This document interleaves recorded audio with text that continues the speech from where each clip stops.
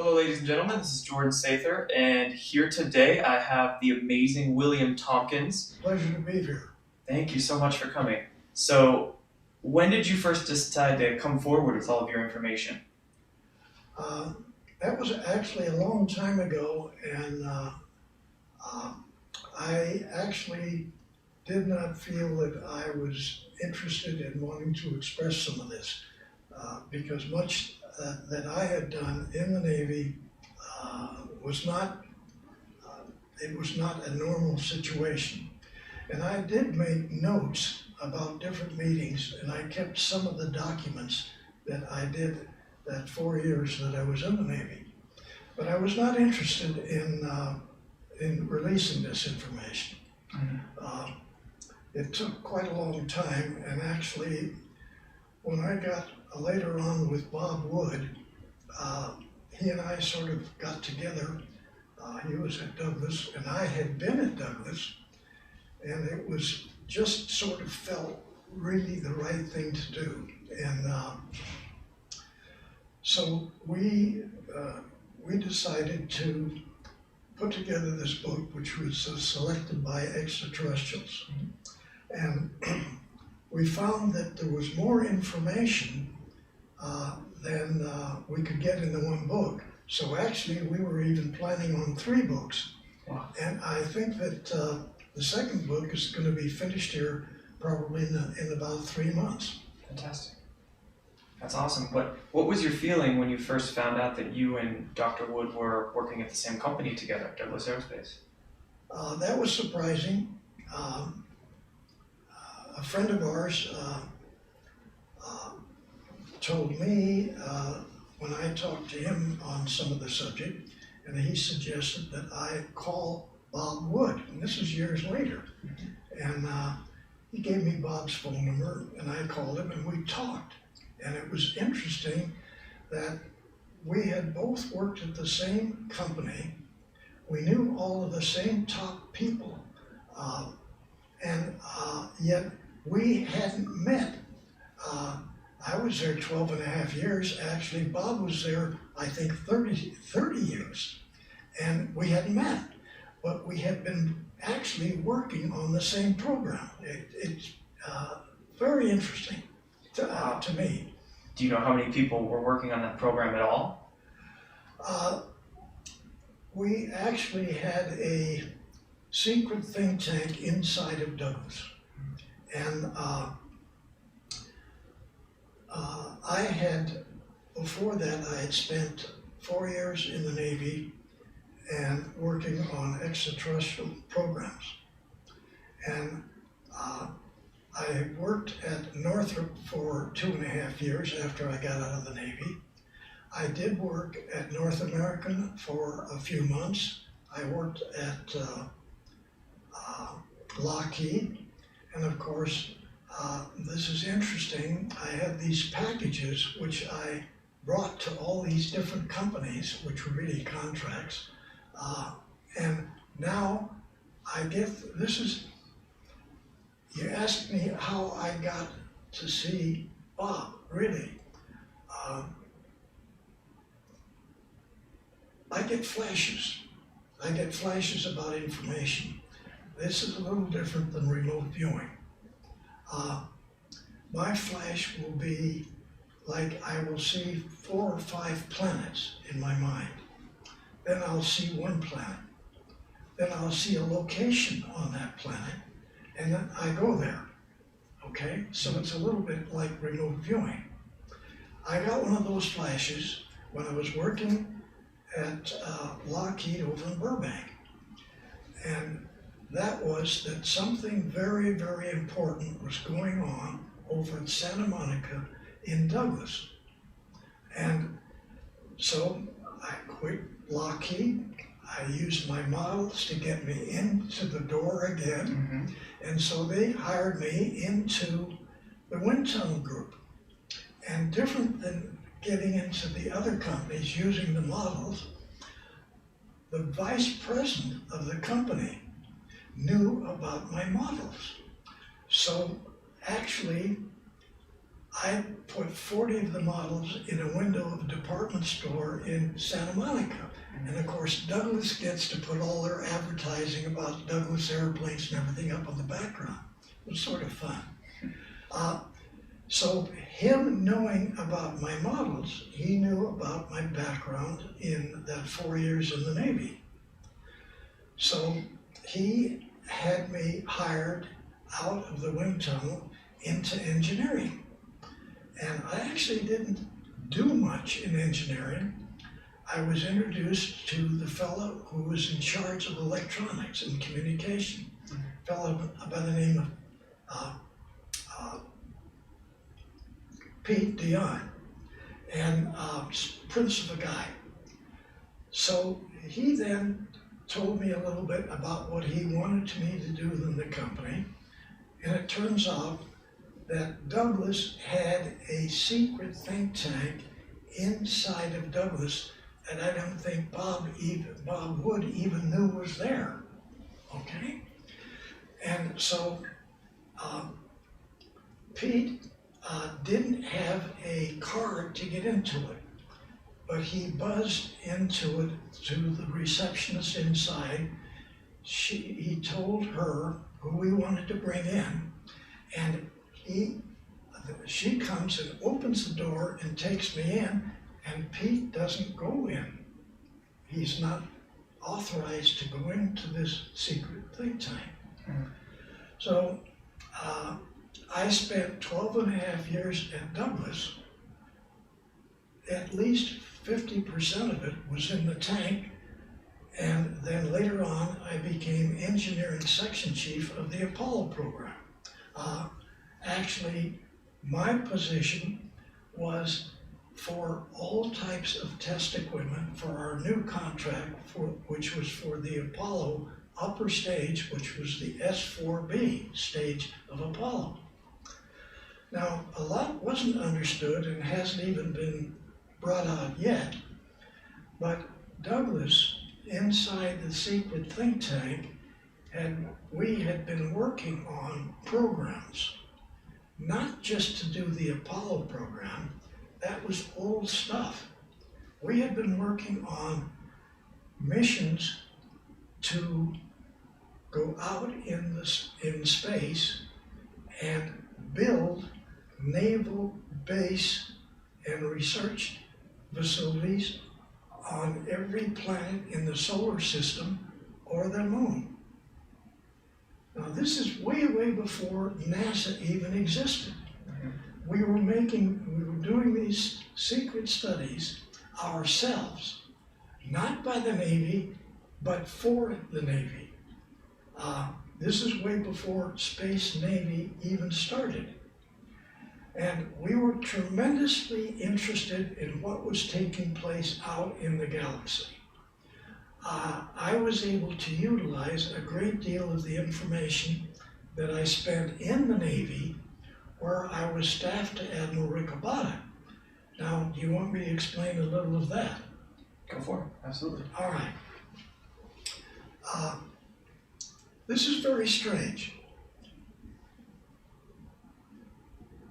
There was a group of people who were studying extraterrestrial. And this is kind of, I got to figure out the best way to get into this.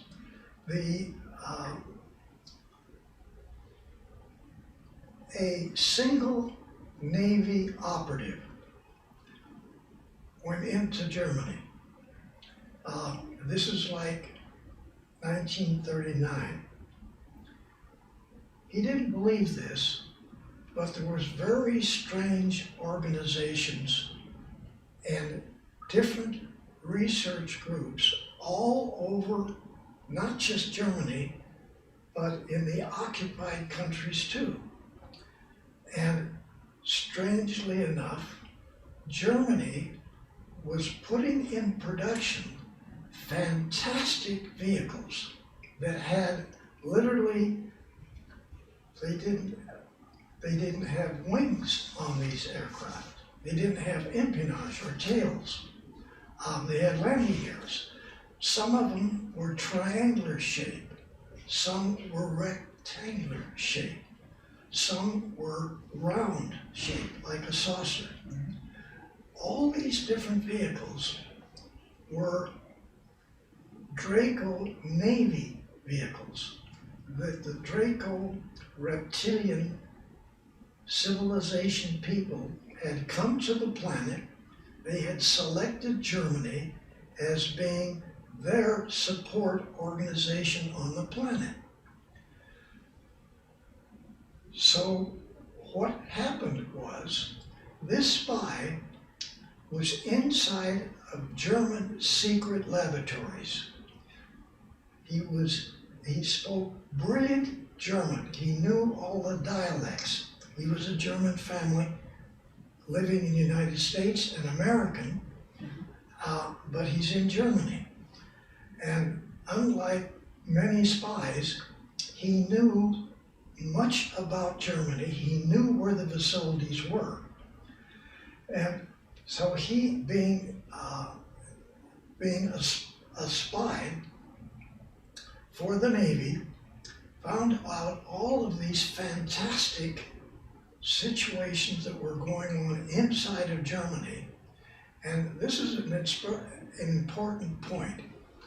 Instead of him going to his boss, coming back to the United States, he went directly to the Secretary of the Navy, Forrestal.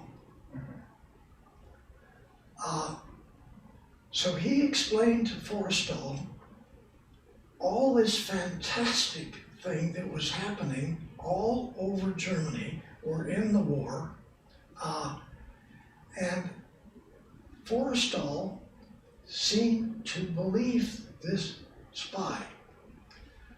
So Forrestal then structured an organization of 24 of the top Navy spies. And they were going to go into all of the areas in Germany and find out what is really going on. Okay? Now, this is particularly interesting. Forrestal gets tapped on the shoulder. He gets told, don't select a Navy officer to head up these operatives. What? He's told to select somebody who had never been in Annapolis. Now, almost every Navy officer, whether they're a one-star or lieutenant commander, they've all been through Annapolis to learn how to be a Navy officer. So why was he selected? So, it turns out Forrestal is told that every book in the libraries, every book in the colleges, every book in the universities, every book on this planet is misinformation. It's misinformation. So, which is initiated by the Draco reptilians as far back as 6,000 years ago. All over this planet, books are not telling the truth. Whether it's medical, whether it's interplanetary, whether it's science, every person, every PhD on the planet has been given misinformation the 4 or 5 years that he's in the university.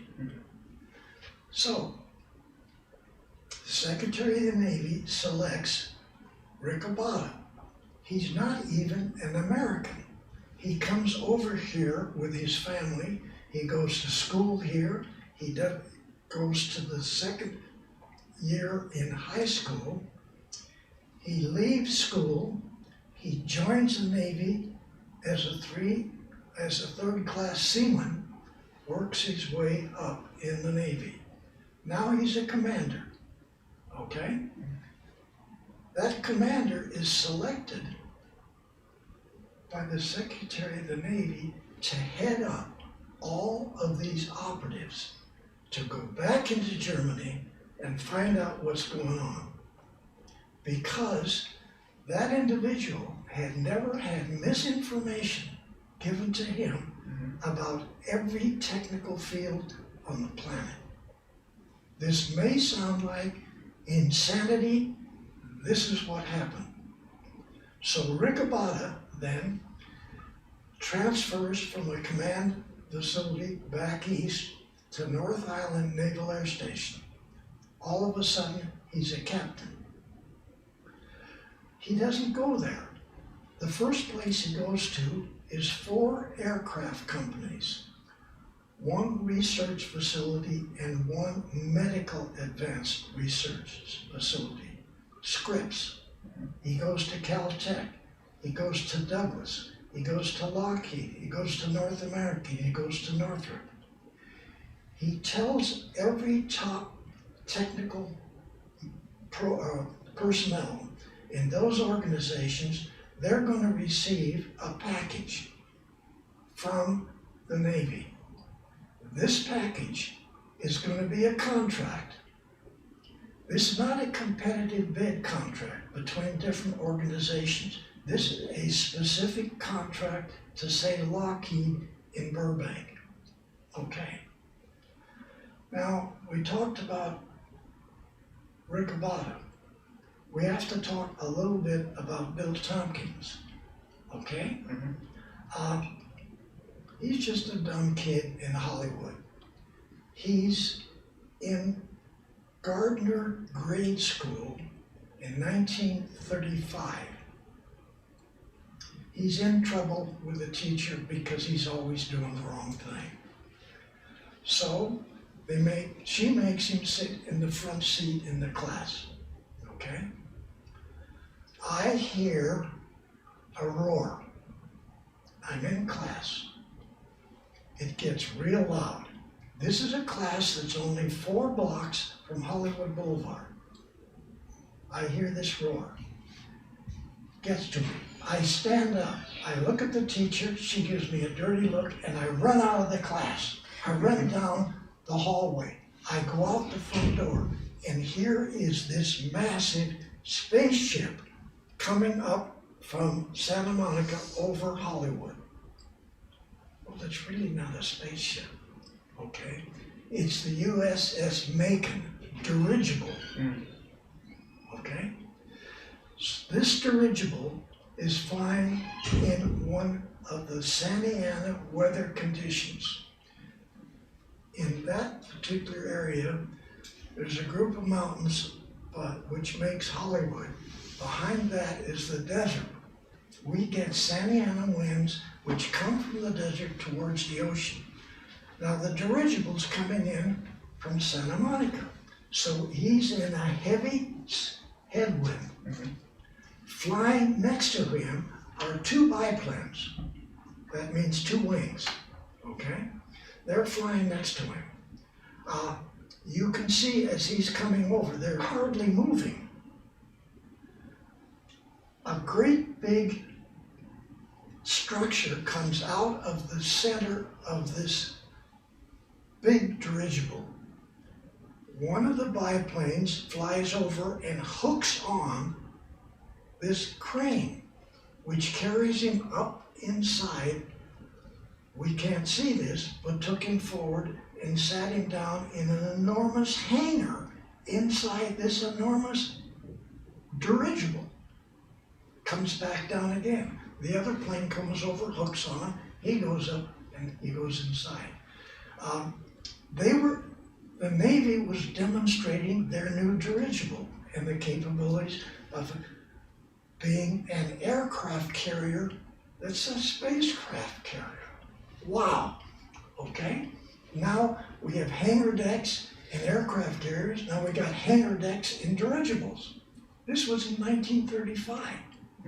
Okay, later on, all kinds of things happen. I make a whole group of U.S.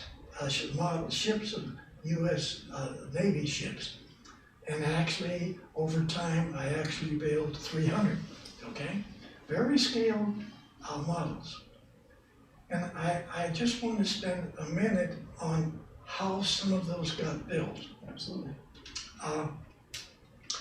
We're living in Hollywood, and so my dad takes us down to Long Beach, and the Navy has these very large, you'd say they're lifeboats, that they're powered launches, which takes a large number of the sailors back to port or back onto the ships. So now at that time, this is like 1940, the Navy is tremendously concerned about the Japanese buildup in the Pacific. So they get a whole bunch of rocks. They build a massive breakwater in front of Long Beach. Now we have an enormous Navy harbor. So we bring the ships down from up at Seattle, we bring them down from San Francisco, they bring them up from San Diego, and now the battle groups can form, communicate together, and go out on a mission.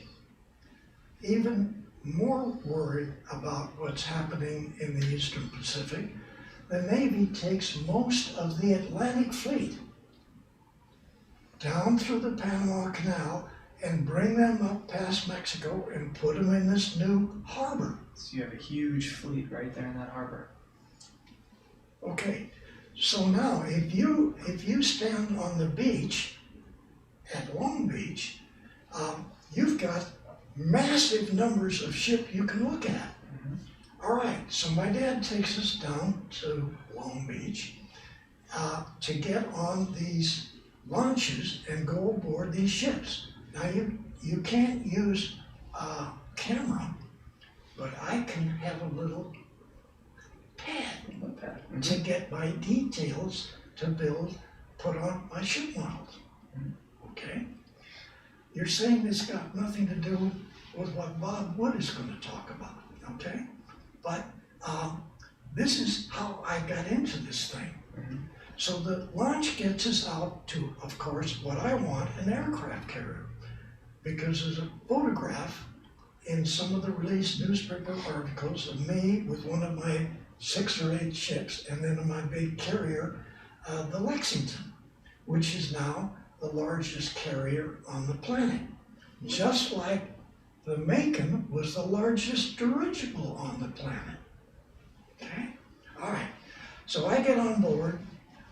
My dad, my brother, and I get on board, and we go up, climb up to a door that's in the side, not to the deck, but a door halfway up in this enormous ship, largest carrier on the planet.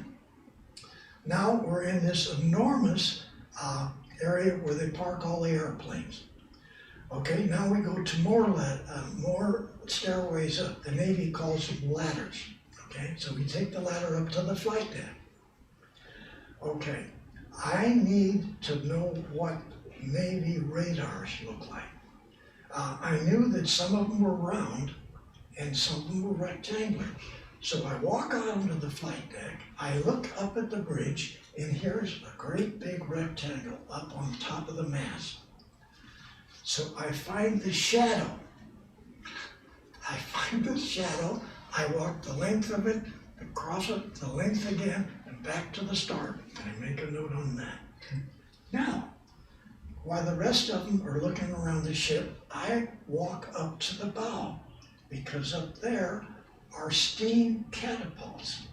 Well, what do you need catapults for?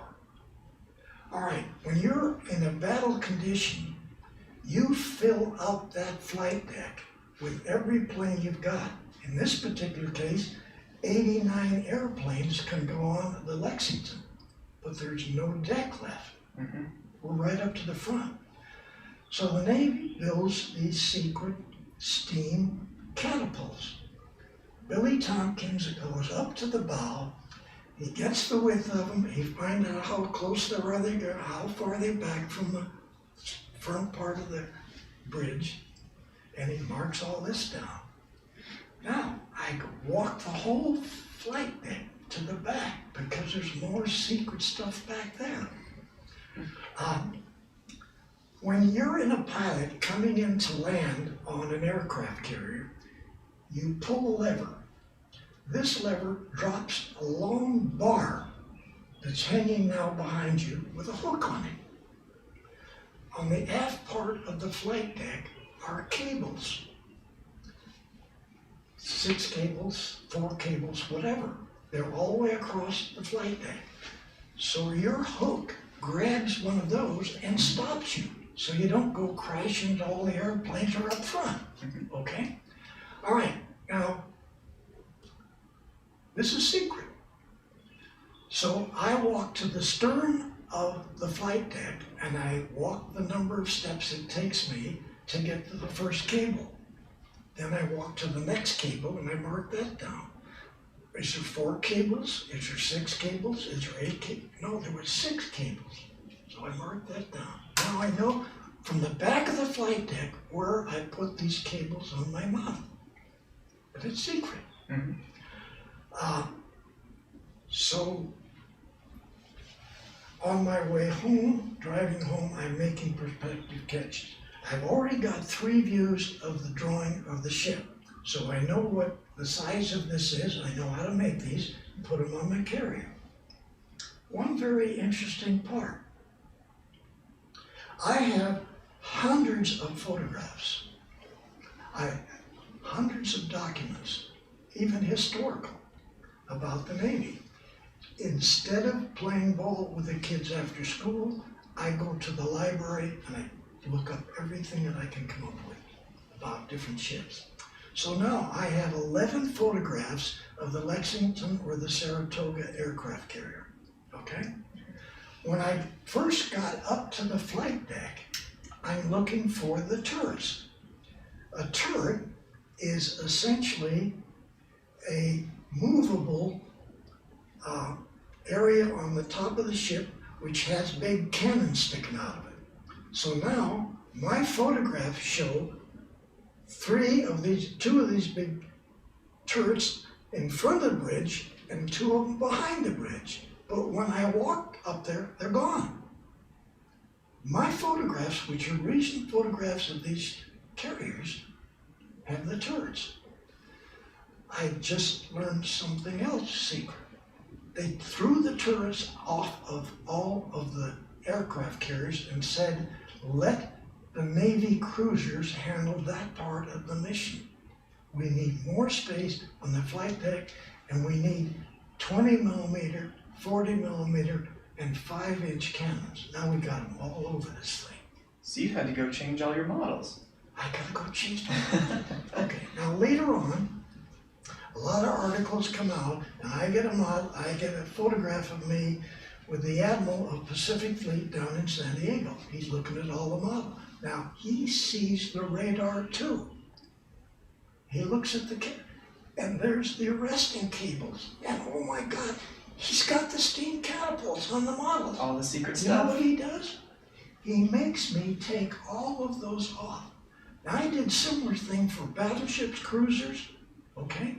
Secret stuff, take it all off. He confiscates the whole collection.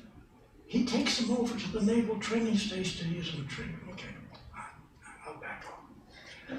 Okay, so that then ricochets off the walls, and the Navy, well, we put the models in the window of the Broadway department store on Hollywood Boulevard. 2 Navy officers see the models. They see the secret stuff on the cruisers, the battleships, the aircraft carriers. This is secret.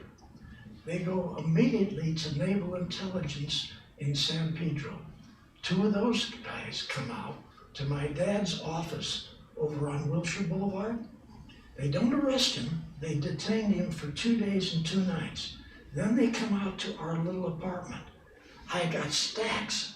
I share my bedroom with my brother, but I have stacks of paper all the way around the 2 bedrooms, underneath the table and on the table. They look at this, and They don't arrest us. 3 weeks later, they come to me in now Hollywood High School, first year, partway through, and they very heavily get me to join the Navy. So I go through boot camp in San Diego. My orders were different than anybody else that graduated from that training center. Most of the fellows go to schools, other fellows go to sea. My orders said to report to Admiral Ricabata, North Island Naval Air Station. Wow. Okay. I'm in the Navy there, and I'm going to skip a lot of this stuff, but essentially, I am an individual that has to review the information that the operatives come back with. Now, if you were to go to San Diego and look over at North Island, you're going to see a tall building like this. There's a small office in the top of that building, which is a secret office for the Admiral. This is where the operatives come to. So the Admiral's aide comes to my barracks, taps me on the shoulder, and he only says one word: he's here. We drive over to that building, we get up to the top, we go into this conference room, a small room. Admiral Ricabata sits here, I sit here, and one of 3 other bosses that I have are all captains. So now I have 3 captains as bosses, and now a 2-star admiral. He just got another raise. Wow. He just came back from Lockheed. He just came back from Scripps Institute. He just came back from all the aircraft companies. Wow. Now he's got these operatives coming in. So the operative sits on the other side of the table. He discloses to us these fantastic things that Germany is doing that make no sense. Now I have 8 girls and 3 PhDs as a group. We put together a package from what the operative brings back. Some of it is photographs. Once in a while it's a manual, hardly any manual. A couple of manuals were not even in English, German, or any other language. They were extraterrestrial hieroglyphics. Wow. What did you think of all these manuals when you first started seeing them? I don't believe it, okay? And so we put together these packages. I put the package, which is now a contract, to Lockheed, or to Douglas, or to Scripps Medical, okay? This contract is not a competitive bid contract. This is a contract to Lockheed to do this, to take this information, find out what in the world it is, how it could work, what the operation could be, to what's the purpose of this information. So now, for 4 years, I fly this information to every top organization, medical, astronomical, scientific, research companies, universities, every place, on a secret basis where nobody knows what they're investigating. How long did it take you to begin believing the information that you were... I will tell you, I believe the second operative that came in, this fellow admitted that this was insane, what was happening. You know, you have to try to visualize this yourself, because here you are now over there as a naval intelligence officer, a spy. You see all of this stuff. You hear it. You understand what the Germans are doing. They didn't just get documents from the extraterrestrials. They got brand spanking new space vehicles. Here's one. Here's another one. Here's. they brought these. They take you inside. They show you how to drive it. This is totally unreal that this happened like in 1942 on this planet.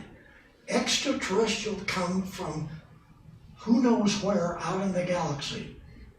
Germany gets to be the country that these Draco reptilians pick out to do 2 types of missions. One, to remove all of the people that Hitler didn't want in his country, and every one of them around the planet. 2,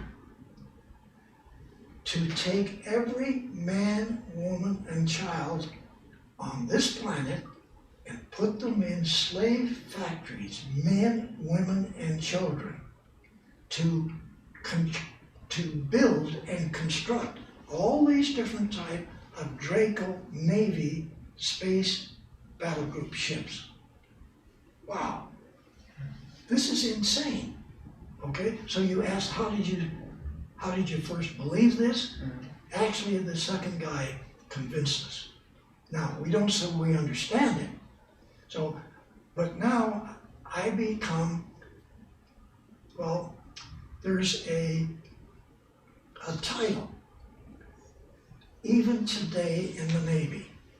He's disseminator of advanced aircraft and research, okay? That was Billy Tompkins. Now, that the Admiral has presented to all of these organizations like 6 weeks earlier. And remember, some of the information is in hieroglyphics that we don't understand. And if it's Lockheed, they don't understand it either. So if you could visualize that 4.5 years later, Lockheed forms a skunk works. Okay? Now, one of the purposes of these people getting together today is think tanks. So what happened, I did over 1,000 missions to different organisms, many, sometimes 6 and 8 times with new information. If you took it to Lockheed, I actually gave Lockheed 3 different packages. Some of it altered what the first one was because we didn't get enough of it. So this is to help them to design and build a spaceship or a propulsion system or a communication. Even the communication systems are totally unreal because it's all dealing with mind control. And what was the reaction of these scientists when you gave them the seemingly outlandish information? Real good question, because there was two feelings. One, I don't believe you, okay? But there was another feeling that was, I would say, unanimous.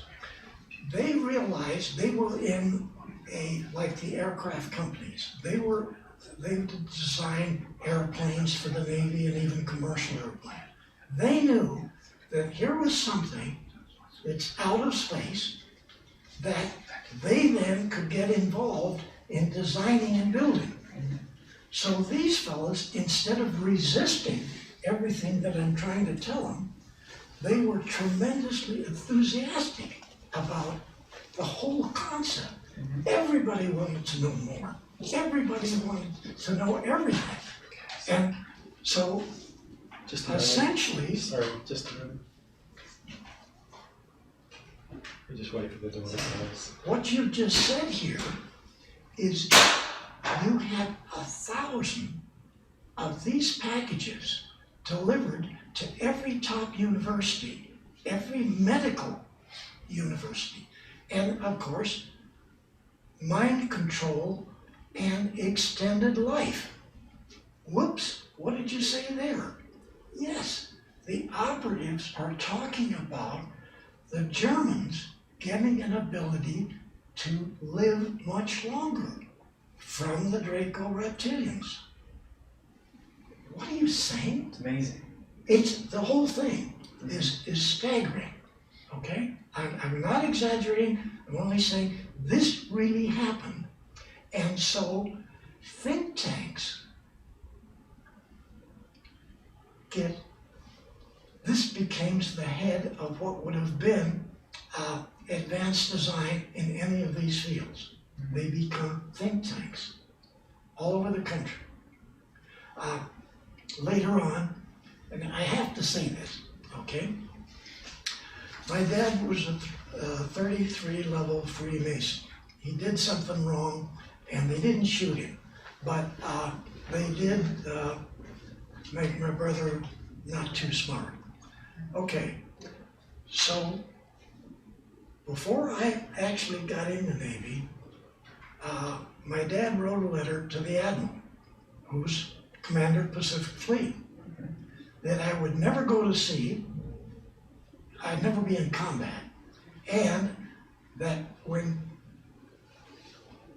the war stopped, that I was to be immediately discharged. Okay? All right. So my dad, having not gotten along with some of the other people in the Freemasons, he can't get a job. So he does selling. All right? So my brother and I both were in the Navy. He didn't get involved in any of this. But now we moved to Pasadena, and I have to go to work for my dad in for the company's called Real Silk Hosiery Mill. Okay? So I have to sell women's socks door to door in Pasadena. Now you know what I've been doing for the last 4 years. Okay? All right, this is hard to do. Then my dad gets fired from that company, so he gets another job for John's Manville Rock Wool to door sell people to put insulation in the wall and insulation in the ceiling. I had to go sell that door to door, okay? That didn't hold too good. So my brother stayed with my dad, I quit. And I used my models to get me a job in Northrop. I worked for Northrop for 2.5 years. I went in again in the wind tunnel department because I built the models and they have models in the wind tunnel department, okay? Then somebody found out what I did in the Navy, security-wise, getting a security clearance. So they put me in a secret laboratory which is designing not flying wings like Northrop does, okay? These are just a fuselage with no wings and no tail. Half airplane, half spaceships. This is what Northrop is designing. Wow. All right, I told you about the flashes that I get, okay? I get another flash and said something is going on in Santa Monica inside a great big Douglas aircraft company. So I quit Lockheed, I take my models and I get a job again in the wind tunnel department. I get in there. It was different this time. Wow. The vice president of the company, Douglas Sr.'s vice president, knew about my models. So he confiscates all the models, makes me put them in a great big window in Santa Monica, and he gets all this Douglas advertising on me. Did you ever get any of these models back? Oh yeah, I got them back. Got it.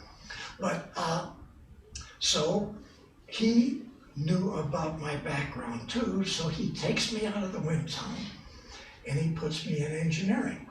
And there's a fellow by the name of Pete Dion, who's section chief in engineering of communications. So I don't go to work for him, he just interviews me, okay? So he tells me there's some things that are going on that nobody knows. And I'm transferring into a different location. I don't know what they do, but I know there's something going on over here. So he takes me down through kind of a strange thing. You come out of engineering, you go down through a hall that turns to a hall that turns to another hall, which is accessible for an airplane to land on the runway, and the animals can come in the back door. Okay? All right. So there's this credit card thing that you put into this, and that'll get the door open. I don't have those, but a telephone call had gone into somebody inside, so at a specific time, the door opens. Now, Pete Dion doesn't go in. He can't even see in. So now I go in this thing to a quite large reception area. A reception area that you would actually have if you're bringing an admiral to investigate his contract of what's being built, okay? So this door, which you go all through, they can come in from the airport and do this. So the lady is very nice. She introduced me to several of the PhDs there. This is a think tank, a secret think tank inside of Douglas. They have all of the information. I can't believe this, but after I'm in there for a while, in the files, I find 3 of my packages I had given to Douglas 8 years earlier. That's an amazing Wow. story. Okay, it's amazing, truthfully. And what took place there was truthfully uncanny, because yes, they knew about wanting to go to the moon, but we put together programs that went all the way out into the galaxy, not just this galaxy, which were really the mission that was 4 stages of Apollo. Now, you never heard anything about any of these other 3, never been published, okay?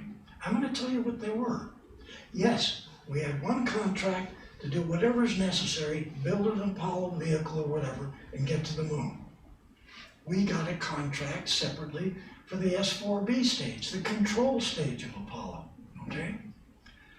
That came 7 years after what we had been doing inside, and 4 years before NASA even existed.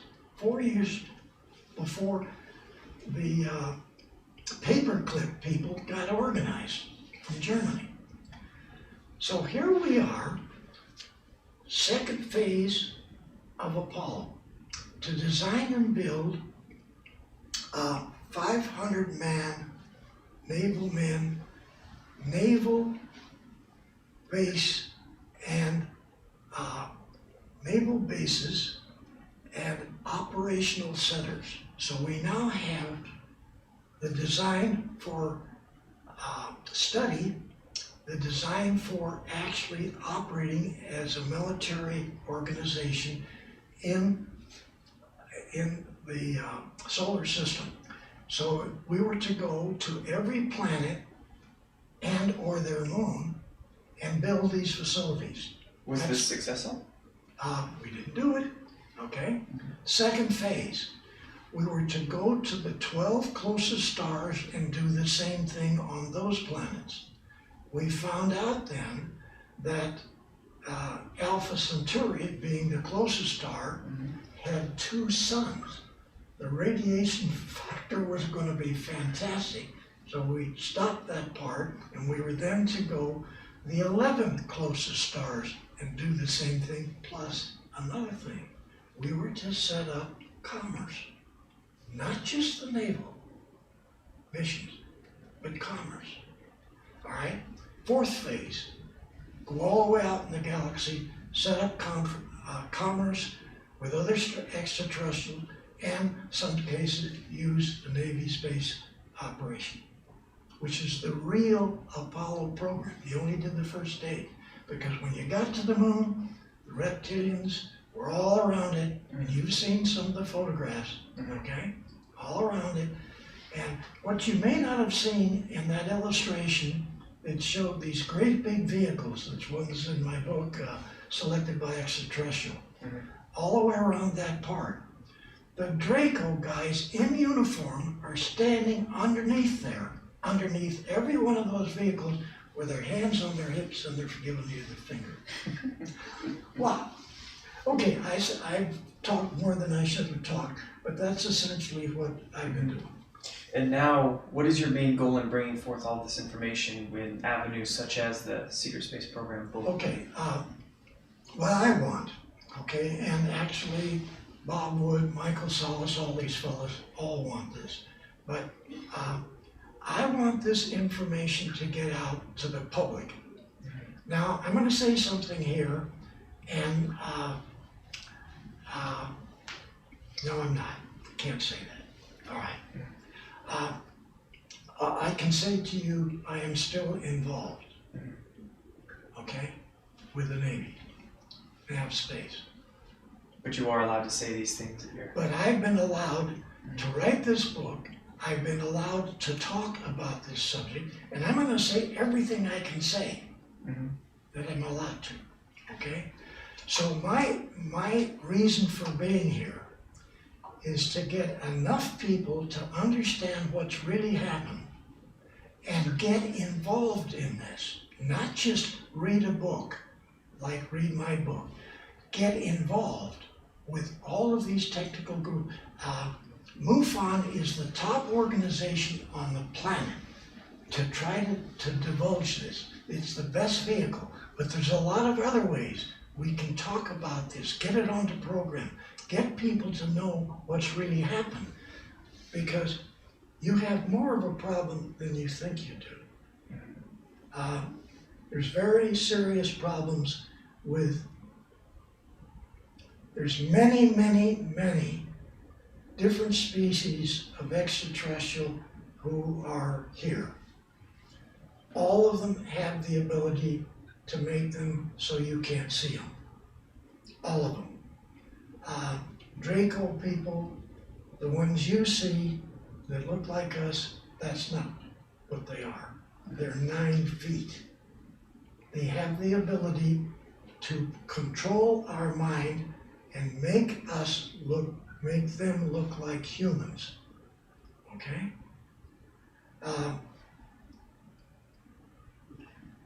They're all over the planet. We need to fix this. We need to fix what they're doing. We need people, we need everybody to understand what's going on so that we can fix this situation, get these people out. We do have friends.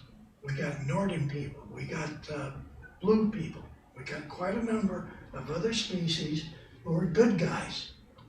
So they're helping us. We need to work with them as much as possible and try to stop this control. I'm going to say one other thing and then I'll get off this soapbox, all right? Keep going. This is very hard for most people to accept. And I'm going to say it anyway. Bob will actually say, don't listen to Bill. All right.